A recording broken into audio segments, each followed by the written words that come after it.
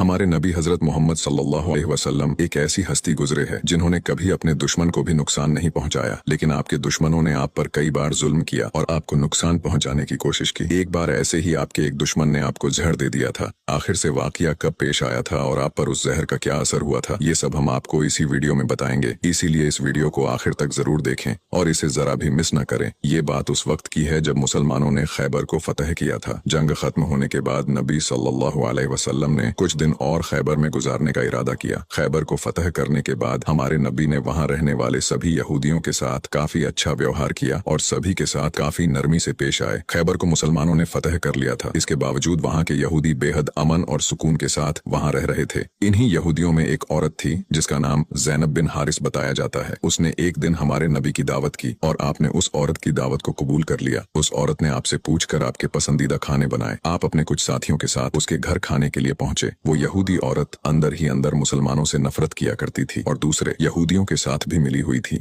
जो मुसलमानों के दुश्मन थे। उस औरत ने खाने में पेश होने वाले बकरी के गोश्त में जहर मिला दिया था। जब जहर से भरे उस गोश्त को आपके सामने पेश किया गया और आपने खाने के लिए एक निवाला उठाया और अपने मुंह में रखा तो आप समझ गए कि इसमें जहर मिला हुआ है। आपने तुरंत अपने साथियों को खाना खाने से रोक दिया और कहा कि इसमें जहर मिला हुआ है, लेकिन अफसोस कि आपके कुछ साथी उस वक्त तक कुछ गोश्त खा चुके थे जिसकी वजह से उनकी शहादत हो गई। कहा जाता है कि जहर के बारे में हमारे नबी को उस जहर की बोटी ने ही खबरदार किया था। इस वाक़ये के बाद उस औरत के साथ साथ उसके सभी साथियों से पूछताछ की गई तो उन्होंने न सिर्फ अपना गुनाह कबूल किया बल्कि ये भी कहा कि हमने आपके साथ ये इसलिए किया क्योंकि हम ये देखना चाहते थे कि आप अल्लाह के सच्चे नबी हैं या नहीं। अगर आप अल्लाह के सच्चे नबी हैं तो इस जहर का आप पर असर नहीं होगा और अगर आप अल्लाह के नबी नहीं हैं तो हमें आपसे छुटकारा मिलेगा। ये बात तो सब जानते हैं कि हमारे नबी ने कभी किसी से बदला नहीं लिया, जबकि आप पर कई बार बहुत जुल्म किया गया जिसके बारे में कोई सोच भी नहीं सकता। लेकिन जब उस जहर की वजह से आपके सहाबा की शहादत हुई थी तो कानून के मुताबिक उस औरत को भी कत्ल कर दिया गया। लेकिन कुछ रिवायतों में आता है कि उस औरत ने खुदकुशी कर ली थी। वही कुछ रिवायतों में कहा जाता है कि उस औरत को माफ कर दिया गया था। इस बारे में कई मुफस्सरीन अपनी अलग अलग राय रखते हैं। एक हदीस में हजरत आयशा फरमाती है कि जब नबी सल्लल्लाहु अलैहि वसल्लम की जिंदगी के आखिरी दिन चल रहे थे और आप बीमार रहा करते थे, उस समय आप कहा करते थे कि खैबर में जो मैंने जहर से मिले हुए गोश्त का टुकड़ा खाया था उसका दर्द मैं आज भी महसूस कर सकता हूँ। ये बात कई किताबों से साबित है कि उस जहर का असर हमारे नबी के आखिरी दिनों में देखा गया था और इसी जहर के असर ने आपकी वफात में एक अहम किरदार अदा दिया था।